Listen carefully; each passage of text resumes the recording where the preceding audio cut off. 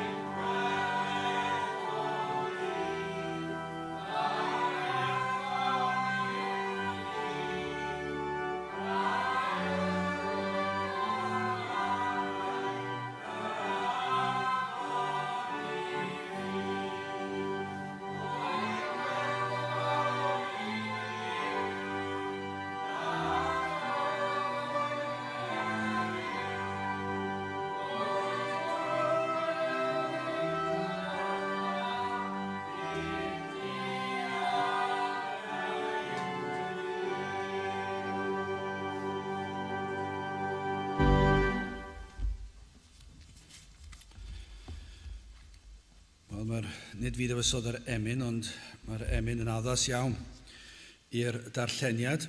Fe wnaid i sydd yn awr nos a dydd am ganmol fy Iesu, am rhoddes yn rhydd ffarwel fo i'r byd a'i bleser ynghyd a'r drysor y nefoedd fe redodd fy mryd. Matthew, penod 6, ac fyddwn ni'n dechrau yn yr adnod 19, felly Matthew, y 6ed bednod, ac yn dechrau yn adnod 19. Na thrysorwch I chwi drysorau ar y ddaear, lle y mae gwifyn a rhwd yn llygru, a lle mae lladron yn cloddio trwodd ac yn lladrata. Eith trysorwch I chwi drysorau yn y nef, lle nid oes na gwifyn a rhwd yn llygru, a lle ni chloddia lladron trwodd ac ni ladratant. Canis lle mae eich trysor, yno y bydd eich calon hefyd. Canwyll y corff yw'r llygad, am hynny o byd y lygad yn syml, dy holl gorff fydd yn olau. Eith os bydd y lygad yn ddrwg, dy holl gorff fydd yn dywyll.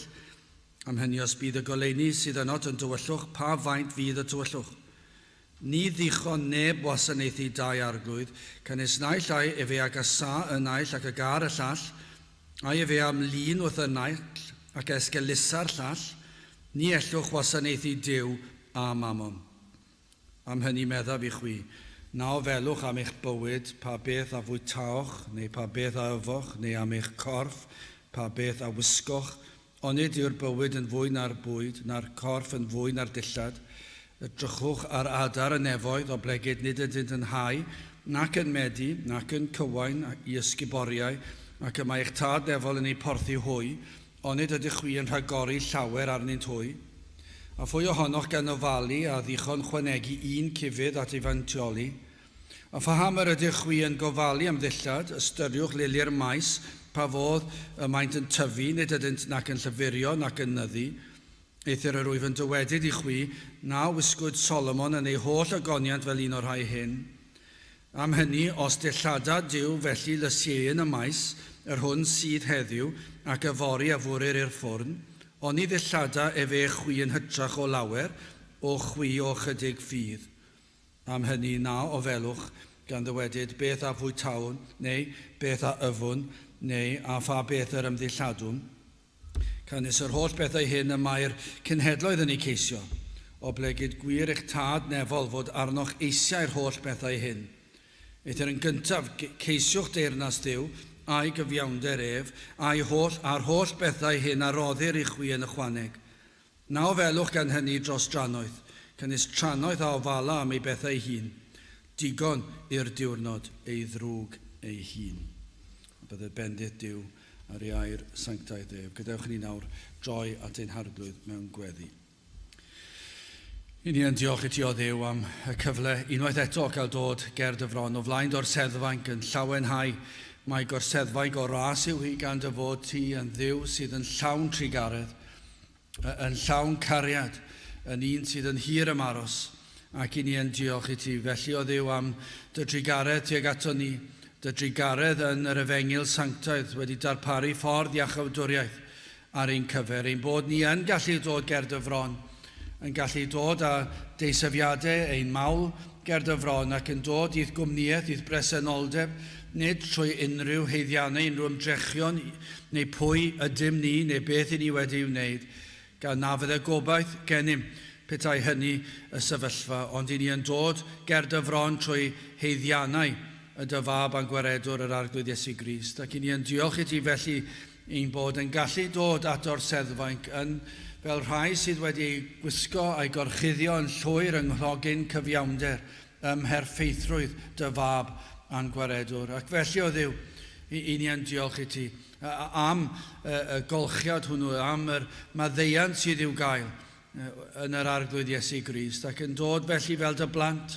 fel rhai sydd wedi mabwysiadu i'th deulu di, yn blant I ti a thithau yn dad I ni, ac yn dod atat fel plant yn dod at I tad, yn dod yn mawl, dod yn diolchiadau, yn dod I alw arnat, i'n helpu ni yn y dyddiau tywyll yma yr ydym yn byw ynddi. O Dduw, I ni yn gweddio byddi di yn edrych arno yn dy drigaredd y prynhawn hwn, a byddi di yn dod lawr i'n plith, y byddi di yn bresennol yma, yn agosau atom wrth i ni ganu y dyglodydd, wrth i ni edrych ac ystyried y air i ffordd a chawdwriaeth cael ei chyhoeddi, i ni'n gofyn am help yn hyn i gyd, i ni'n gwybod ein gwendid a'n methiant i wneud unrhyw beth mewn ffordd sydd yn gywir ac yn iawn, ond o Dduw i ni yn gofyn i ti'n helpu ni yn hyn.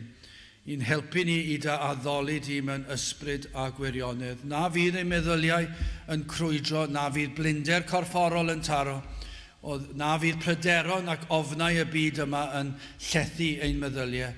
I ni yn gofyn i ti'n helpu ni.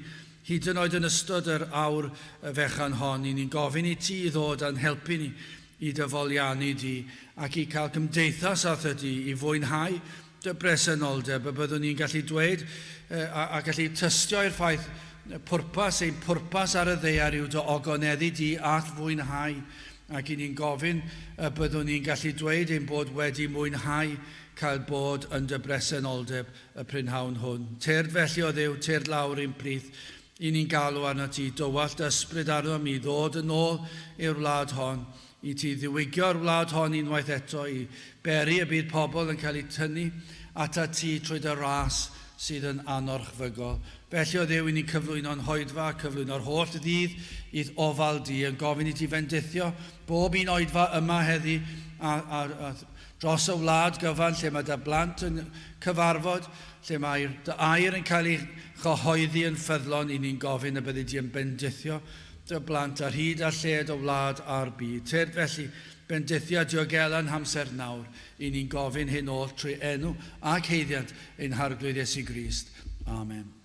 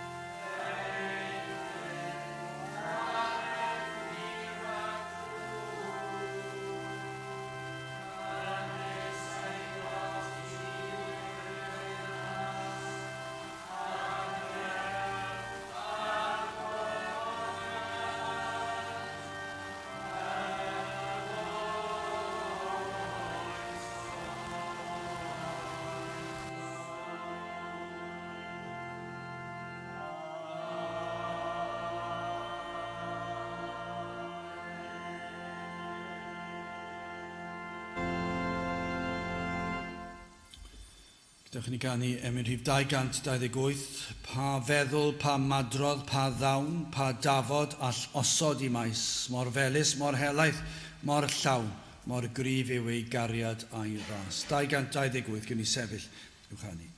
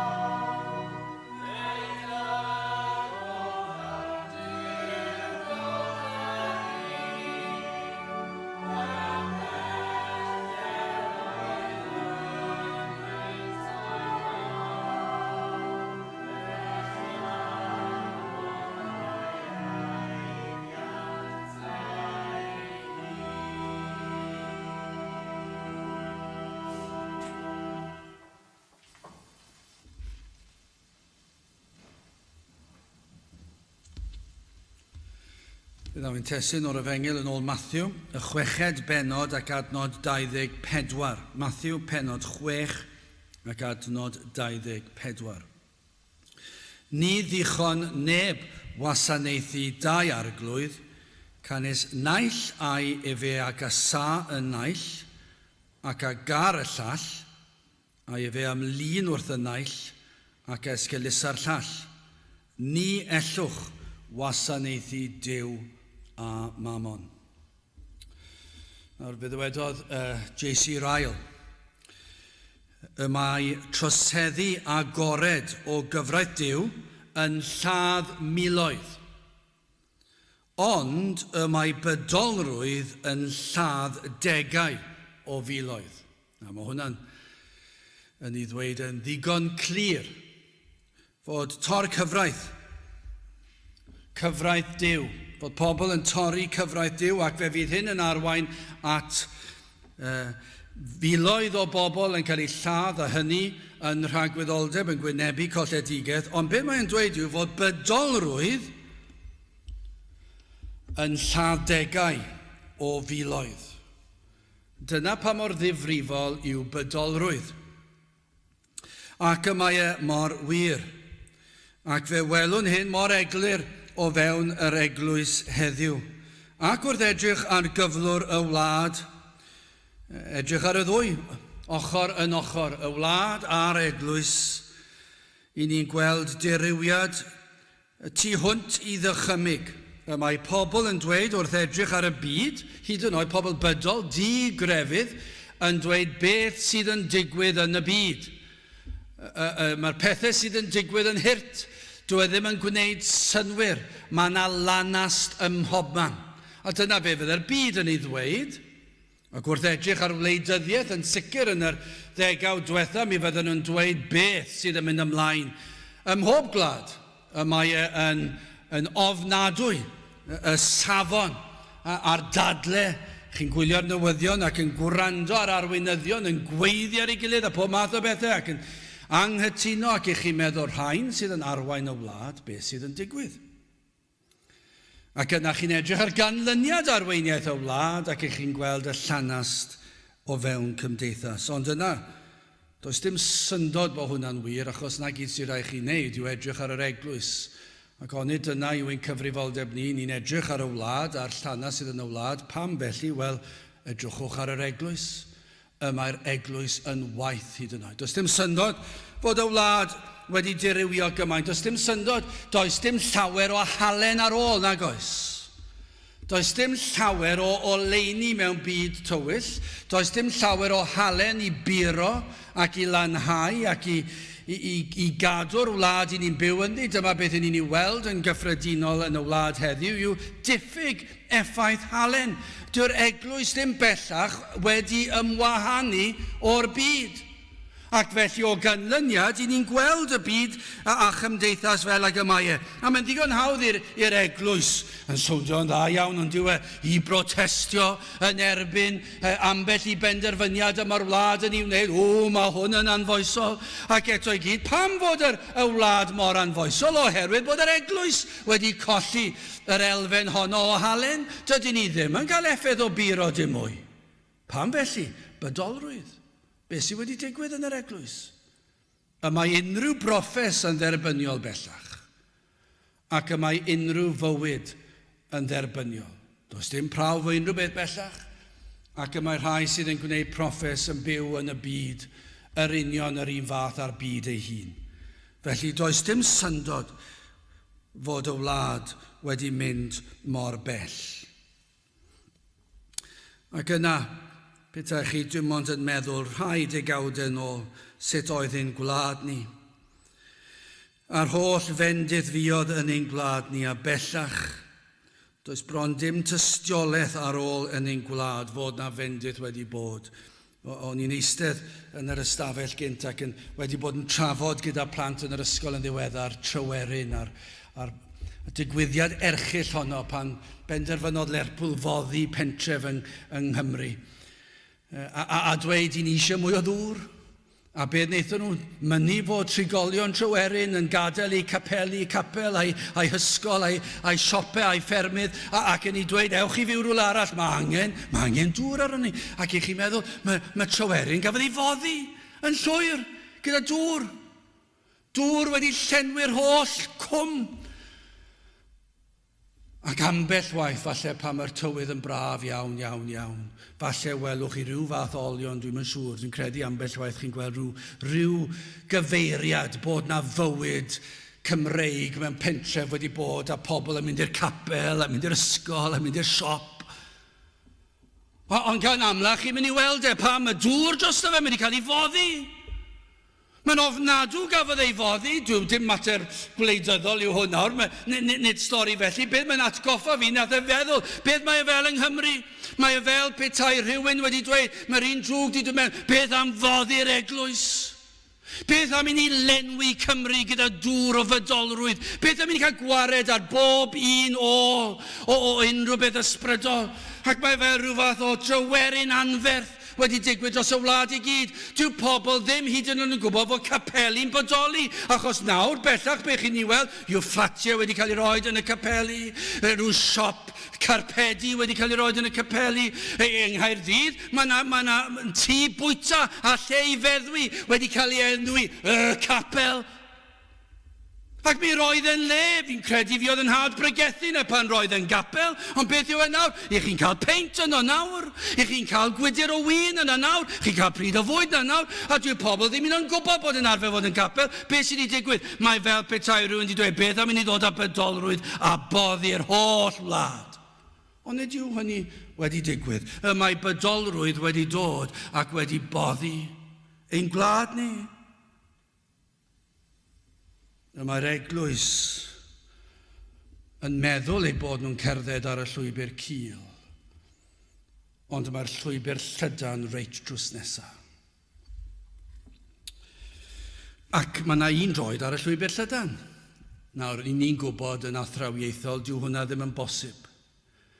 Dyw e ddim yn bosib cael un troed ar y llwybr llydan ac un ar y llwybr cul. Mae rhaid dweud felly y maint ar y llwybr llydan. Ond be maen nhw'n meddwl? Maen nhw'n meddwl bod eu troed ar y llwybr cul.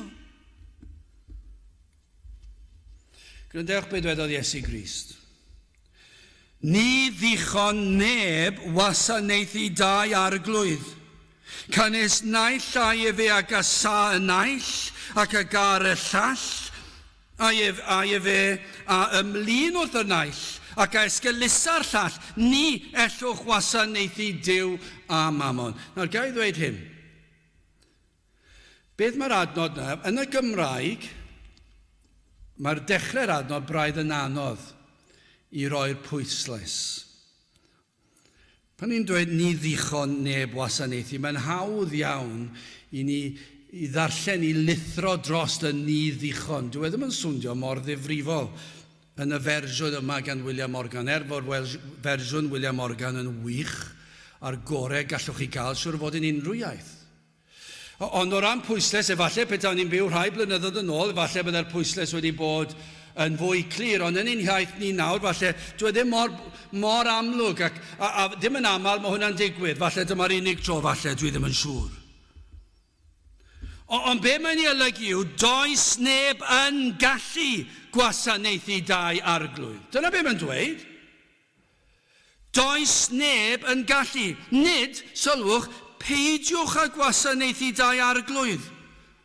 Nawr, bydde hwnna'n dda, petai hwnna'n ysgrythurol, mi fyddech chi yn dweud amen i hynny, peidiwch a gwasanaethu dau arglwydd. A pledio gyda chi, mae fel petai ni'n cael oedfa ac yn pledio gyda bobl, peidiwch a gwasanaethu dau arglwydd, peidiwch a dyheu am y byd, peidiwch a gwasanaethu yr arglwydd y byd a Duw. Bydde fe mor dda petai chi'n dod i benderfynu ar un carfan. Na, bydde hwnna'n rhywbeth, a dyna fel mae'n teimlo ambell waith, bod chi treul begian ar bobl i beidio fod yn fydol, ond nid dyna be mae'n dweud.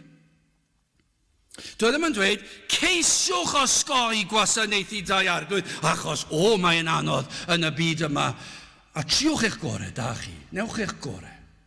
Dwi ddim yn dweud na chwaith.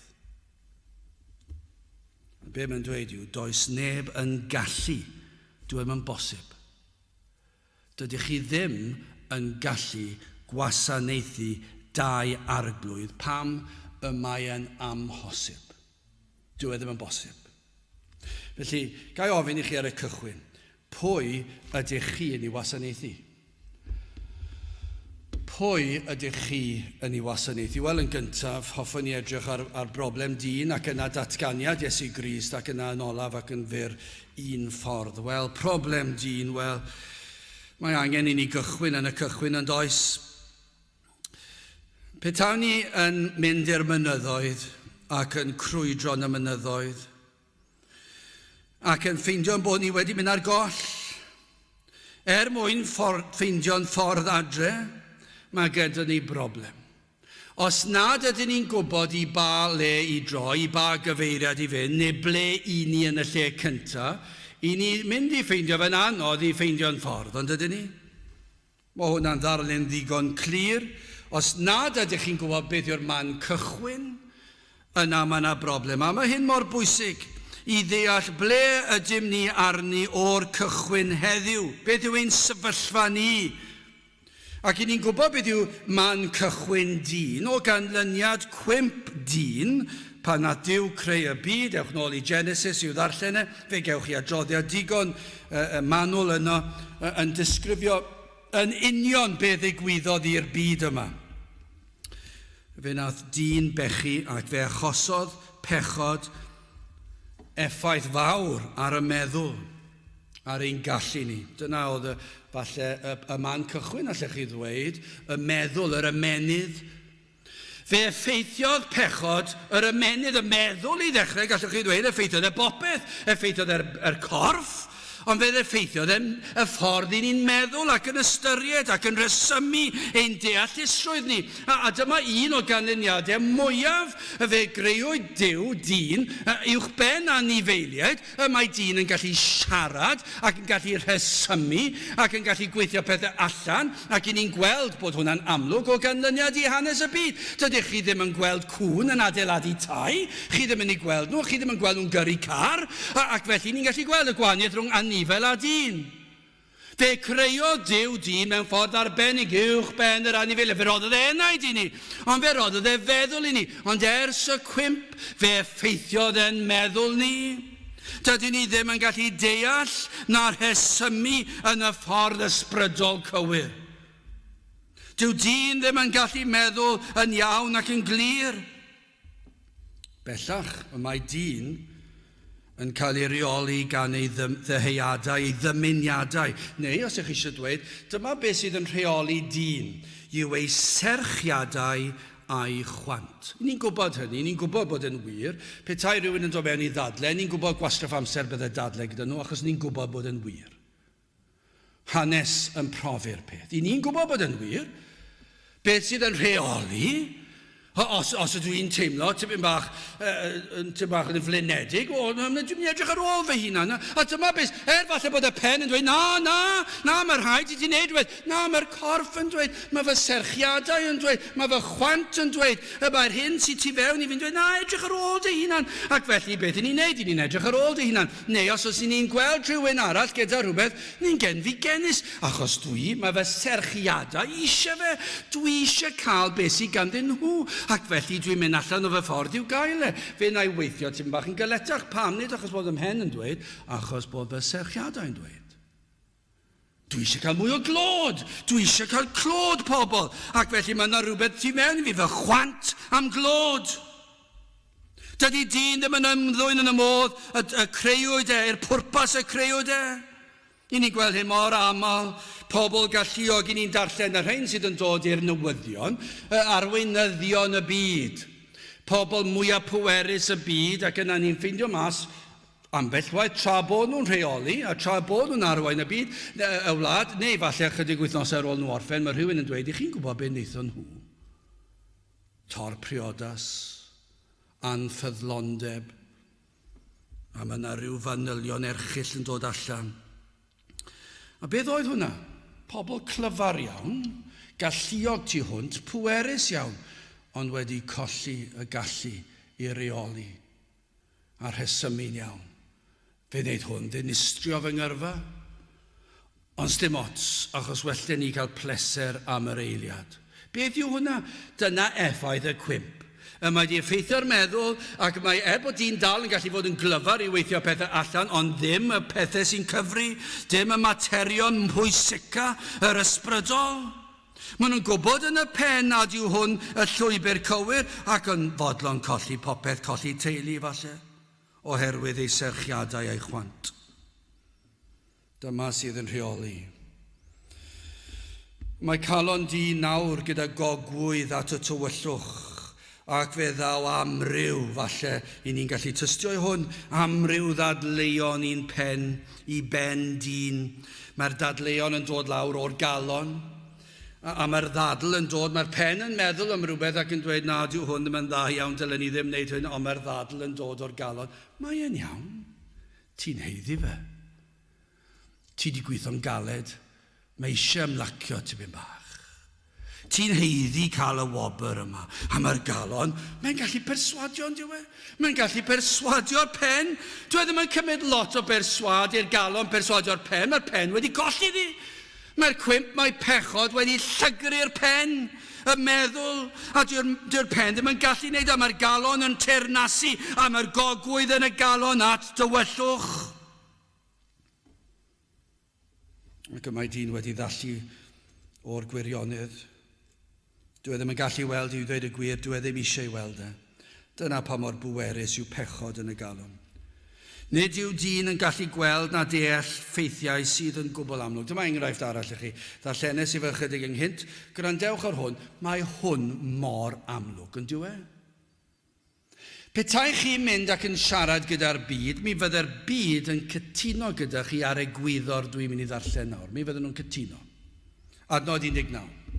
Na thrysorwch i chwi drysorau ar y ddeiar, lle y mae gwifyn a rhwd yn llygru, a lle y mae lladron yn cloddio trwodd ac yn lladrata. Neithiwr trysorwch i chwi drysorau yn y nef, lle nid oes na gwifyn a rhwd yn llygru, a lle ni cloddio lladron trwodd ac ni ladratant. Canes lle mae'ch trysor, yno y bydd eich calon hefyd. Ond efallai adnod 20-21 bydden nhw ddim wedi mynd mor bell yna. Ond falle adnod 20 bydden nhw'n cytuno gyda chi. Mae mor amlwg. Ceir hybydd yn erbyn gosod trysorau'r ddeiar yn ben ar eich bywyd. Ac y mae'n dweud pam, gan nad ydynt yn para. A siaradwch chi gyda'r byd a fydden nhw'n cytuno â chi. I ddweud y gwir i chi, fydde'r gwyddonwyr yn rhoi damcaniaethau i chi. Mae dŵr sydd yn syrthio ar fetel yn mynd i beri iddo fe rhydu. Mi fydden nhw'n gallu dweud wrth chi pam, dwi ddim yn gallu, ond fydden nhw'n gallu dweud wrth chi pam. Ac os oes rhwd yn dod i mewn i fetel i'r car, mae e'n mynd i syrthio bant rhyw bryd. Dyna be mae'r gwyddonwyr yn mynd i ddweud. Ac eto gyd, siaradwch chi gyda gwyddonwyr, ac fe fydden nhw'n dweud mae'r rhaid i ni gael pethau mas o fetel, rhaid i ni gael car newydd sbon crand. A maen nhw'n gwybod dwi ddim yn mynd i bara. Maen nhw'n gwybod dwi ddim yn mynd i bara, ac maen nhw'n gallu deall y ddadl. Maen nhw'n gwybod yw'r pethau'r byd yma ddim yn mynd i bara. A serch hyn, maen nhw'n dyheu am y pethau sydd ddim yn mynd i bara. A gosodant eu bywydau yn llwyr ar hyd y llwybr o geisio'r pethau yma. Hyd yn oed pethau fel hyn. Arian. Maen nhw'n gwybod ydy arian ddim yn mynd i bara.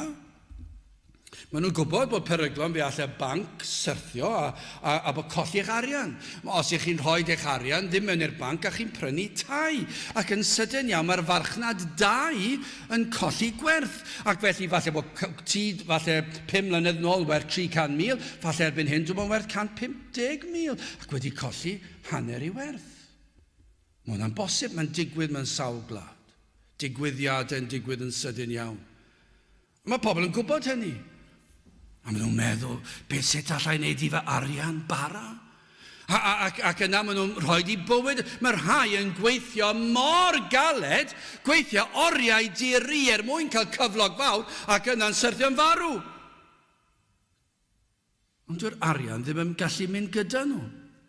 Ond fe weithio nhw'n galed, ond nhw'n gwybod allan nhw syrthio'n farw. Roedden nhw'n gwybod allan nhw cael salwch. Ond mae rhaid i fi cael arian.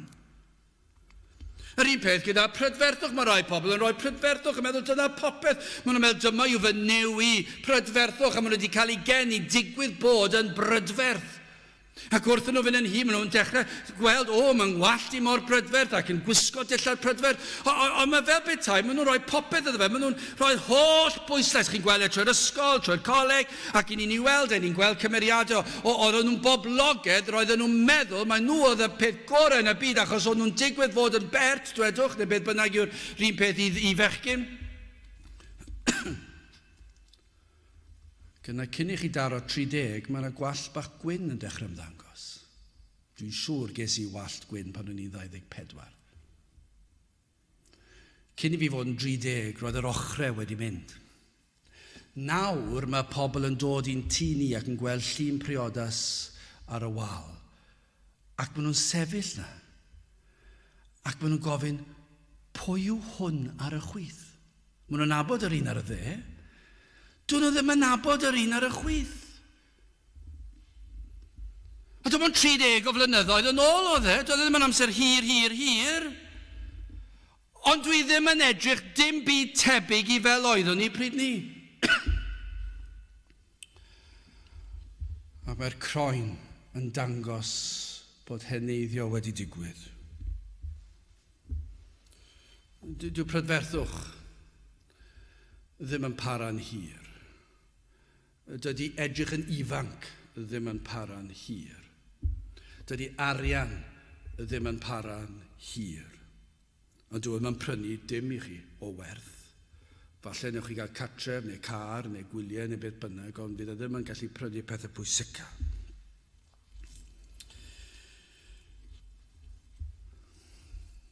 Beth yw'r pethau sydd yn dod?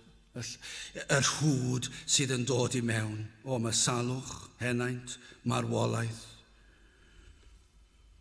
Dydy'r pethau yma ddim yn gallu mynd gyda chi dragwyddoldeb. Nid yw'r pethau yma'n gallu rhoi iachad i chi o afiechydon. Os ych chi'n bert, ych chi'n mynd lan at y doctor, dyw'r doctor yn dweud, wel, ych chi'n bert iawn, dylech chi fod yn oce.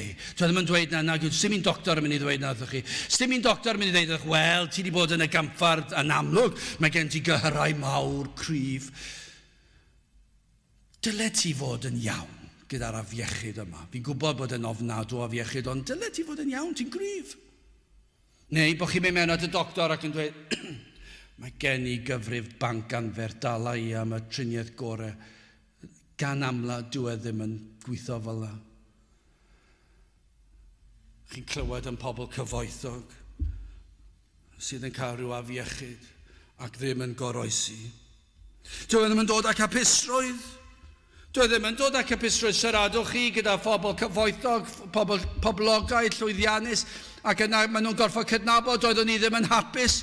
Roeddwn ni'n chwilio am rhywbeth arall i fy ngwneud i'n fodlon ac yn hapus, ac mi roedd yn nhw'n fwy yn hapus ac iselder yn dod i mewn, achos bod y byd wedi dweud wrthyn nhw, os newch chi wneud eich hunan edrych yn ifanc am 20 mlynedd yn ychwanegol, os newch chi fod yn gryf ac yn heini a bwyta'r bwydydd o'r archfarchnadoedd mwyaf drud, a prynwch y bwydydd gorau ac yn gallu perswadio chi, newch hynny, a fi popeth yn iawn. A os newch chi cael swydd dda, fe fyddwch chi'n iawn, a fydd yn rhoi hapusrwydd i chi. Os gewch chi lot o ffrindiau, fe gewch chi hapusrwydd. Ac yna maen nhw'n ffeindio, dwi ddim yn digwydd, dwi ddim yn hapus, dwi ddim yn deffro yn y bore yn hapus.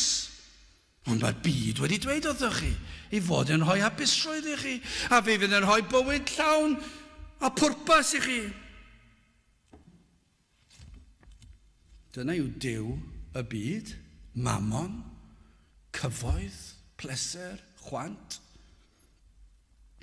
Pobl yn gwneud Duw o amser, yn byw am y dydd, ac yn anwybyddu tragwyddoldeb fel nad yw yn bodoli. Nid yw dyn yn deall na ellir cymysgu rhai pethau goleini a thywellwch. Does dim tywyllwch yn Duw, dyn nhw'n yn deall y pethau mae goleini yw Duw, ac nad oes ynddo ddim tywyllwch, fedrwch chi mo'i cymysgu nhw, fedrwch chi mo ddilyn y meistr sydd yn arwain at tywyllwch a meistr sydd yn arwain at goleini, chi ddim, ond yw'r byd ddim yn deall hynny.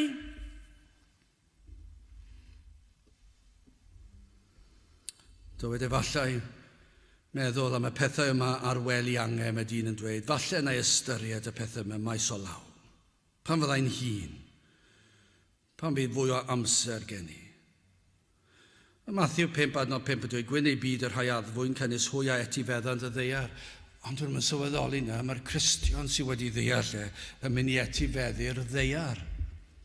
Mae'r byd yn dyheu am bethau'r ddeiar, ond ddim wedi deall beth yw'r pethau gorau. Maen nhw'n chwilio am bethau deharol, byd amser, gan anwybyddu'r trysorau gwerthfawr a materion trygwyddol. A hyn a wyddwn o air Duw ac yn ymarferol yn ein bywyd, mae dyn oherwydd pechod yn gaeth i bechod ac yn gaeth i'r un drwg, ac fe ddaw pethau y byd yma yn ddiwiau iddo. Mae e'n addoli'r pethau'r byd yma, hyd yn oed y pethau da y byd. Dyma effaith y cwymp. Y mae Duw wedi rhoi i ddyn pethau i fwynhau. Mae wedi rhoi bwyd a dillad, teuluoedd, cyfeillion. Mae wedi rhoi y cyfan i ni. Ond beth sydd wedi digwydd, oherwydd y cwymp,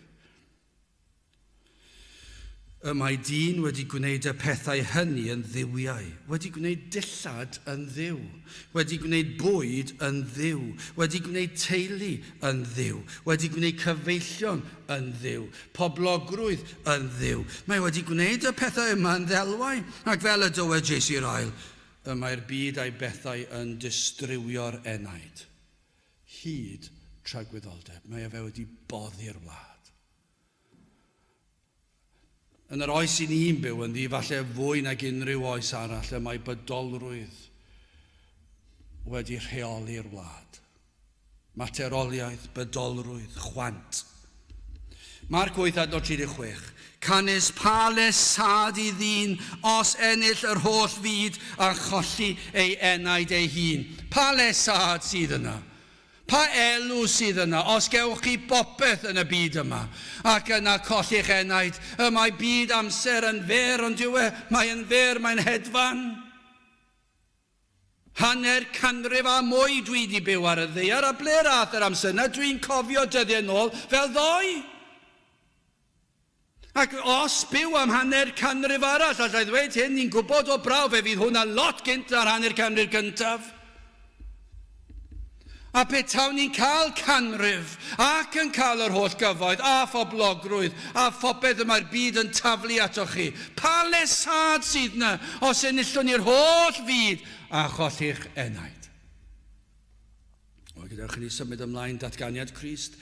Ni ddicho neb wasanaethu dau arglwydd canis naill a efe ac a sa naill ac a gar y llall a efe am lun wrth y naill ac a esgylusa'r llall. Ni ellwch wasanaethu Duw a mamon. O, mae mor eglur ond yw e. Eto, gai bwysleisio, nid peidiwch a gwasanaethu dau arglwydd, ond fe ddywed nid oes neb yn gallu gwasanaethu meistri arglwyddi gwahanol. Pan y mae un yn gwrth ddweud y llall. Dwi ddim yn bosib. Dwi ddim yn bosib fod yn deyrngar, nag yw. Chi'n gweld yn y byd gwleidyddol, dwi ddim yn deall gwleidyddiaeth o gwbl, achos chi'n gwrando ar gwleidyddion ac chi'n gweld ambell waith, maen nhw eisiau gwybod beth mae'r bobl eisiau mwyn i nhw bleidleisio drostoch chi. Dwi ddim yn dweud beth maen nhw'n credu, ac yna gweld os yw'r bobl yn mynd i bleidleisio drostoch chi, a ar ôl cael ei bleidleisio, wedyn maen nhw'n mynd yn ôl beth maen nhw'n credu. Mae yna rhyw ddryswch mawr ond diw'n dos na, a chi'n gweld y gwahanol partïon yma, a chi'n meddwl sut gall hwn beth gwasanaethu'r prif weinidog yna. Dwi ddim yn geis synwyr, maen nhw'n gwrthweud i gilydd. Maen nhw'n credu pethau gwbl wahanol. Dwi ddim yn bosib i chi fod yn ffyddlon ac yn deir. Ni'n gallu gweld hynny mewn pethau dearol, ond yn sicr yn yr ysbrydol, dyw e ddim yn bosib pan mae'r ddau yn gwrthweud y llall. Mae Duw y byd yma yn mynnu y fuddod. Genir pob un yn rhan o deyrnas yr un drwg, i ni'n gwybod yna, genir pob un ar y llwybr llydan yn gaeth i bechod.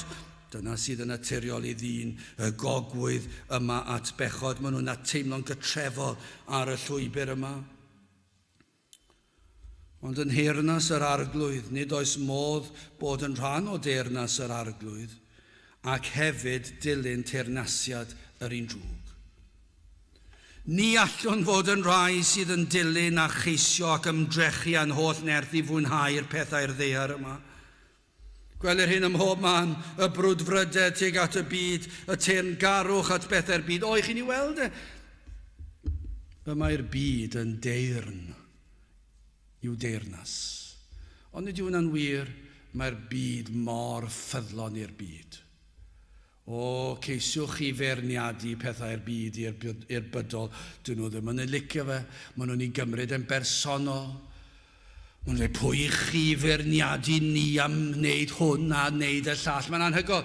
Fi'n cofio sawl un yn cael yn beirniadol ohona i yn dweud, mae yn siarad tu ôl ein cefnau ni ac yn beirniadu ni am fynd i man a lle ar nos Sadwrn nos Wener ac mae yn dweud hyn a'r llall. A dwi ddim yn cofio erioed dweud y fath beth. O, maen nhw'n gwybod falle bod fi ddim yn cytuno neu ddim eisiau mynd lawr y trywydna. O, maen nhw hyd yn oed trwy'r ffaith bod chi ddim yn mynychu'r mannau yma yn penderfynu co hwnna. Mae e'n mentro'n beirniadu ni am feddwi chydig bach. Pwy yw i ferniadu ni? Chi'n gweld y teyrngarwch yma at y byd a'i bethau. Peidiwch chi a beirniadu'n cyneuon ni. Os i ni eisiau canu am chwant a thor priodas a'r pethau yma sy'n arwain at y pethau yna, peidiwch chi a beirniadu ni. Peidiwch chi mentro wneud y fath beth. Ac i chi'n gweld y danedd yn dechrau dangos yr ysgyrnygu danedd yma. Ac maen nhw'n grac os oes unrhyw un. A falle bod y Cristion ddim yn dweud dim byd o'r fath. Mae'n dim ond yn cario ymlaen a'i fywyd bach syml ei hunan. Ond mae'n hyd yn oed y dystiolaeth yn ddigon i wylltio'r byd. Maen nhw mor deyrngar i'r byd a'i bethau. Chi'n ei weld yn dydych chi? Fi'n cofio rhai blynyddoedd yn ôl yn y gaeaf ofnadw gafon ni. Ac roedd Caerdydd yn chwarae pêl-droed ar Brynhawn dydd Sul. Ac yr oedd na eira mawr wedi bod ar rhew. Ac mae stadiwm dinas Caerdydd ar y pryd, ond fi'n credu bod ni'n gallu daltio 30,000, ond fi'n credu yn yr gyngrair lle oedden nhw'n cael rhywbeth fel 20,000, 25,000 i wylio nhw'n chwarae pêl-droed. Ond oedd yn beryglus iddyn nhw ddod achos oedd y strydoedd wedi cau. Ac roedd y trenau a'r bysys yn ffeindio fe'n anodd i ddod lawr o'r cymoedd. Ond chi'n gwybod beth? Chi'n gwybod faint oedd yna Prynhawn dydd Sul? Fi'n cofio pregethu fan hyn a dim llawer yma ac eto ar y Sul 25,000 wedi mynychu. Ddim yn gallu mynd i'r gwaith ar fore dydd Llun. Ddim yn gallu mynd i'r gwaith ar Prynhawn dydd Gwener. Ond ar Prynhawn dydd Sul pan oedd Caerdydd yn chwarae 25,000. O, maen nhw'n deyrngar i'w Duw, maen nhw'n plygu lawr gerbron i Duw, maen nhw'n dweud, sdim byd yn mynd i stopio fi fyd. Cyngherddau, chi'n gwybod mae'n digwydd, cyngherddau yn ein dinas ni fan hyn lawr yn y bai, ac mae'n costio lot, a chi'n gweld pobl fyna yn Llundain yr un peth, a dinasoedd y wlad i gyd, ac maen nhw wedi prynu'r tocyn, maen nhw'n edrych ymlaen at yr achlysur, ac mae yna rhyw gynger mawr yn digwydd, a maen nhw'n methu aros yn ddod, mae'r eira a'r hew yn dod lawr, ac maen nhw'n mynd yn anodd, a falle ddim yn teimlo'n da. Falle bod nhw wedi gweithio'n galed ac wddwg tos, pen tos. O, chi'n gwybod beth? Maen nhw'n dal yn mynd pam maen nhw'n deyrngar i'w pethau. Dim trafferth cael torf i rhyw gyngerdd nag oes.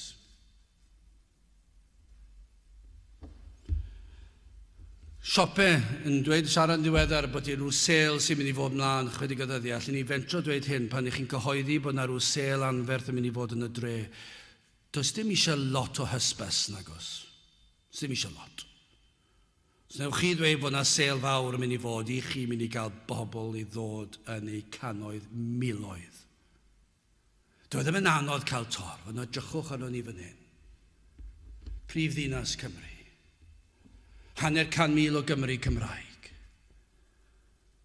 Ac eto i gyd allwn ni gyhoeddi a chyhoeddi. Gwasanaeth diolchgarwch. Dewch at y peth pwysica oll. Ac eto ni ddim yn gallu cael pobl i ddod pam nid dyma yw ei diw nhw. I diw nhw yw mamon a pethau'r byd. Yn cwrdd-gweddi. Mor anodd yw cael pobl i ddod i gwrdd-gweddi. Oedfa bregethu. O, i gael pobl i ddod mewn. Be wnaethoch chi ar y nos Iau? Gwrdd-gweddi? Pam ych chi'n mynd i gwrdd-gweddi? Be ydych chi'n neud am mynd i gwrdd-gweddi?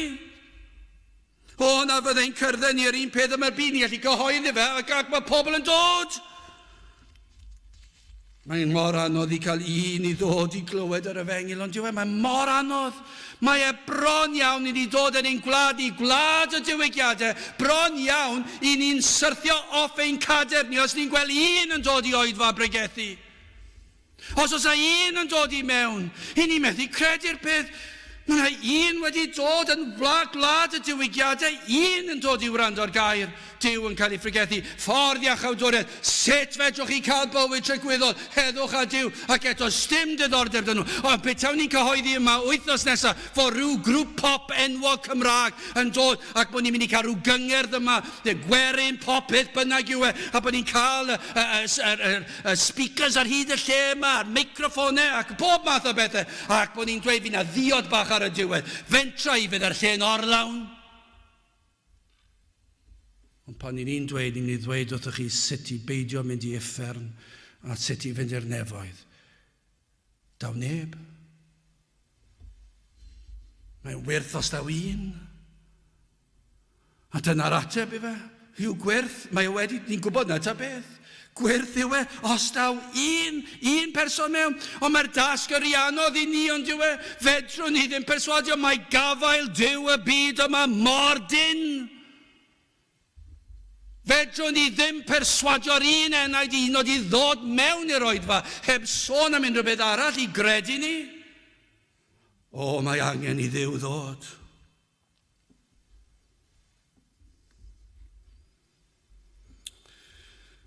Mae'r arglwydd yn dweud, rhaid iddo fe fod yn bob peth i ni. Mae arglwydd y Dyw ar ein bywydau yn ymarferol, dyna be mae'n dweud. O, mae'r byd yn ffyddlon i'w pleserau, ac mae'r eglwys yn ffyddlon i bleserau'r byd hefyd. Proffeswyr Cristnogol yn aml iawn yn fwy bydol na'r byd. Ond mae'r Iesu'n dweud, rhaid mai fe yw'r arglwydd ac fe yn unig. Ac rhaid gweld hyn yn ymarferol. O, digon hawdd i'w gwneud proffes. Ond a yw i weld yn ymarferol ein bod yn gwasanaethu Dyw. Mae'r arglwydd yw'r cyfan i ni, popeth i ni, ein bod yn byw i ogoneddu fe, yn ofalus am yr hyn oll a wnawn, yr hyn oll a ddywedwn, yr hyn oll a feddylion, y mannau a mynychwn, ein cyfeillion, ein dewisiadau bywyd y cyfan. Mae'r arglwydd sydd yn teyrnasu, mae fe sydd yn rheoli, mae ei ogoniant, fe sydd wrth wraidd y cyfan, bob un penderfyniad i ni'n ei wneud.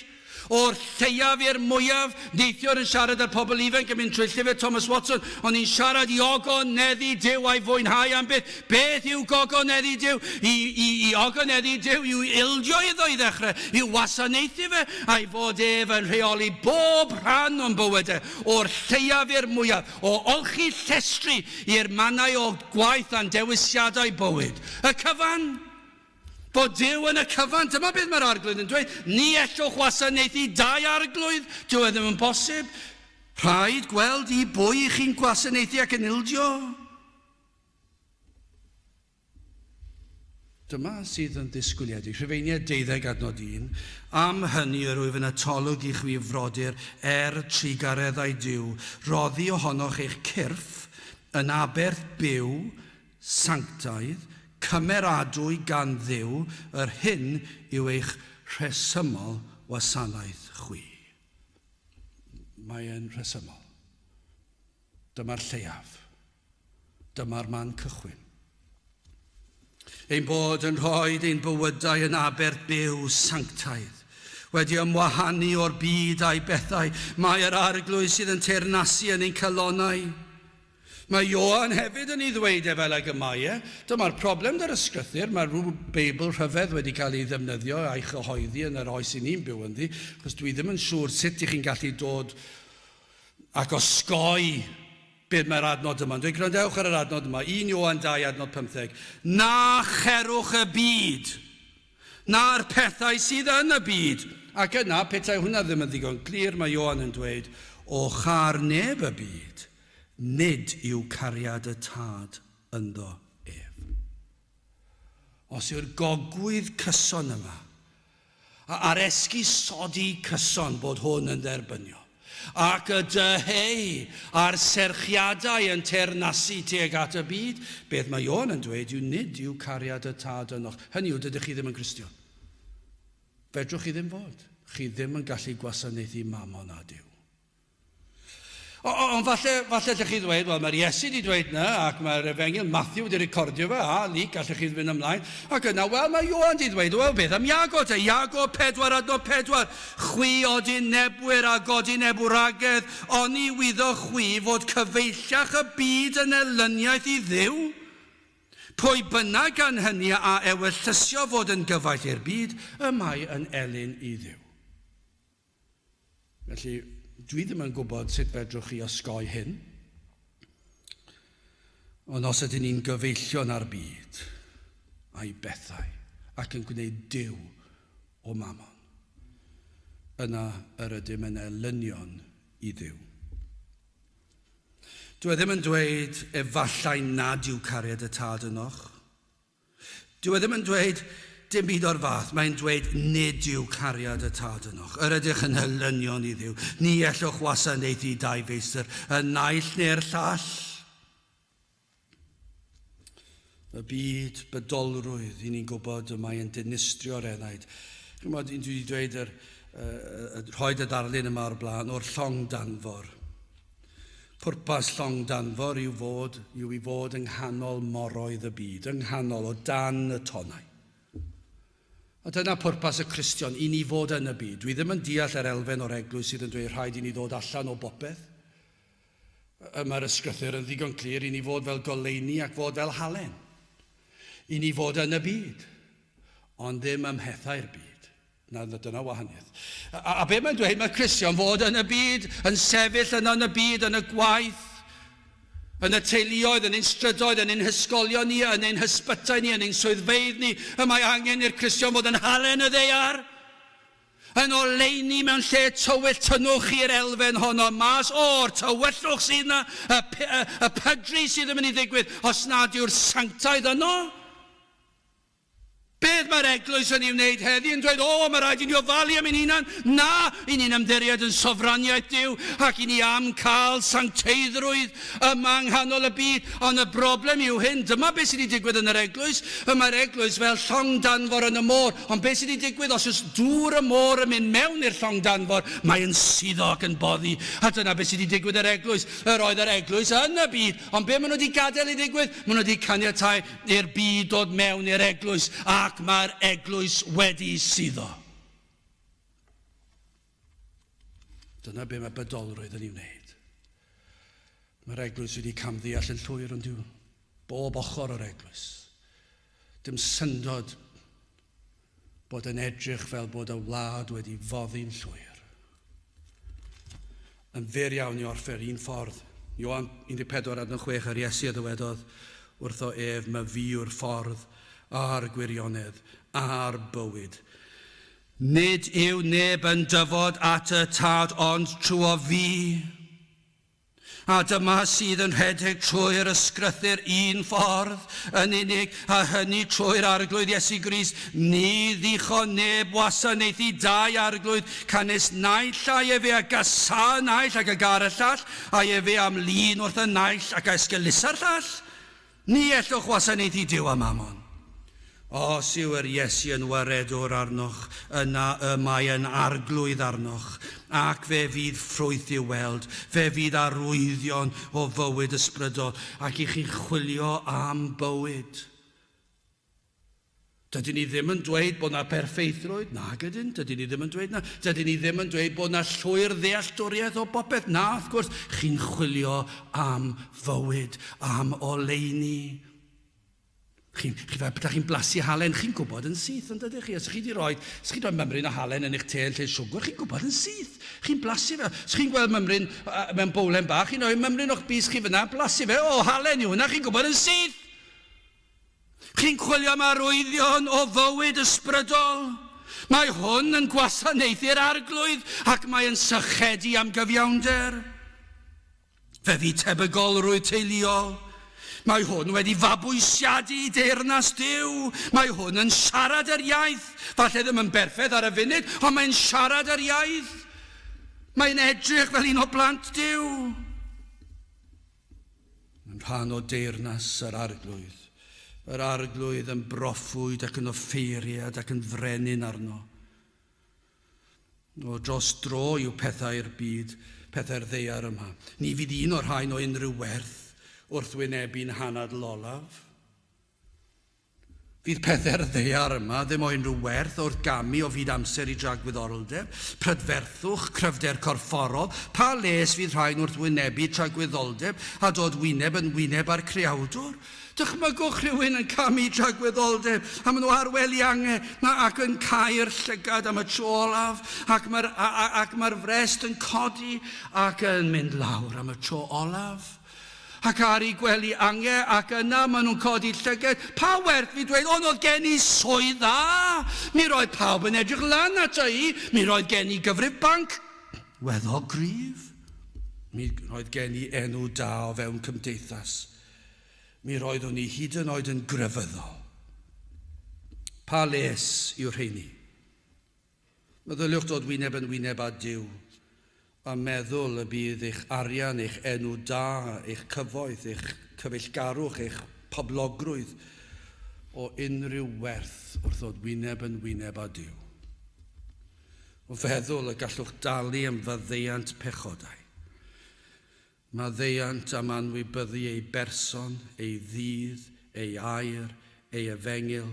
O na fyddech chi nawr yn dod ato, os ydych chi o'r diwedd wedi sylweddoli eich bod chi wedi bod yn gwasanaethu mamon. Ac nad ydych chi wedi ildio i'r arglwydd. O na fyddech chi yn dod yn waglaw. At y groes, at yr arglwydd Iesu Grist. Tra bod cyfle, os yw yn yn agos, os yw i bresenoldeb yn dod yn agos atoch chi, tra i fod e gerllaw, tra i fod yn agos, tra fod cyfle, cyffeswch eich pechod, eich bod wedi dilyn arglwydd arall, dwedwch wrtho fe. O, fe nes i ddilyn arglwydd meistr arall, madda i mi. Dewch at yr un a ddaeth i'r byd yr un pwrpas, i achub gwael golledig ei ogddyn. Dewch at yr un a gyflawnodd y ddeddf yn eich lle chi. Hwn a gymerodd y gosb ar y groes yn eich lle chi. Cyffeswch ger i fron, wrth i chi wylio i waed yn llifo oddi ar y groes. Y ffynon yma, dewch at y ffynon, a gofynnwch iddo'ch golchi chi'n lan, gofynnwch am faddeuant, ildiwch iddo. O na fyddwch chi'n dod, a chi'n gwybod beth sy'n digwydd wrth ddod yn waglaw a chyffesu'ch angen ac yn cyffesu, neu bod chi wedi cael Duw arall ac bych bod yn dweud, o madda i mi. Yma na wyrth yn digwydd. Mae'n rhoi trodd o ffydd i chi. Mae'n eich golchi chi. Mae'n eich gwisgo chi a'i glogin o gyfiawnder. Ac nawr yma'r arglwydd yn waredwr i chi, ond sylwch hwn. Os yn waredwr y mae e'n arglwydd hefyd, dyw e ddim yn bosib peidio cael yr arglwydd Iesu Grist yn arglwydd hefyd, ar wahân. Dyw e ddim yn bosib. Rhaid iddo fod yn arglwydd ac yn waredwr.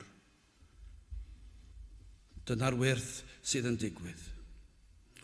Pan fyddwch chi'n dod yn waglaw i'r groes, ac wedi edifarhau o'ch pechod ac o'ch eilyn addoliaeth bod chi wedi plygu ger bron Duw arall ac yn cyffesu hyn, a pan i chi'n dod ac yma'r ffynon yn eich golchi chi'n lan, fe fyddwch yn ei ddilyn. Dyna beth sydd yn digwydd pan mae gwir achubiaeth yn digwydd, ac fe fyddwch yn ei wasanaethu fe. Na ni ddichon, neb wasanaethu dau arglwydd, canis naill ai e fe ag asa naill ac ag ar y llall, a e fe am lun wrth y naill ac esgelusa'r llall. Ni ellwch wasanaethu Duw a mamon. Gadewch i ni weddio. Ni yn diolch i ti o Dduw am dy rybuddion yn dy air. Ni yn diolch am yr arglwydd Iesu Grist. Ac yn diolch i fod yn bosib i ni gael yr arglwydd Iesu yn waredwr ac yn arglwydd. Ac yn gweddio bydd y di trwy dy ysbryd yn tywys y neidiau hyd yn oed heddiw at droed y groes, lle bydd na groeso lle bydd na faddeuant, lle bydd na olchiad yn y gwaed. Tyrd gweithio ni'n plith, ni'n gofyn hyn oll trwy enw ac eiddiant ein harglwydd Iesu Grist. Amen. Gydewch ni orffen i'n gwasanaeth trwy ganu'r emyn rhif 530. 530, o na bawn yn fwy tebyg. Unwaith eto, nid fi sydd wedi dewis yr emynau yma, ond dyna i chi addas.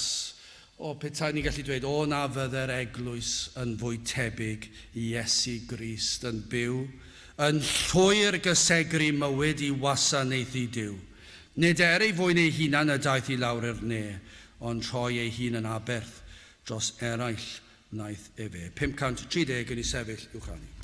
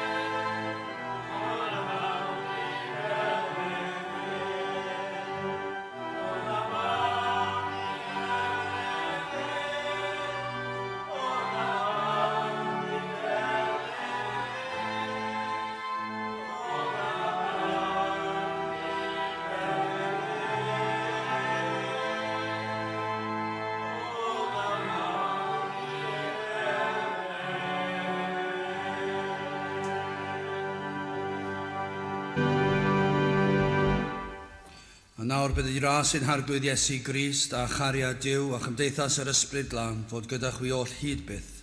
Amen.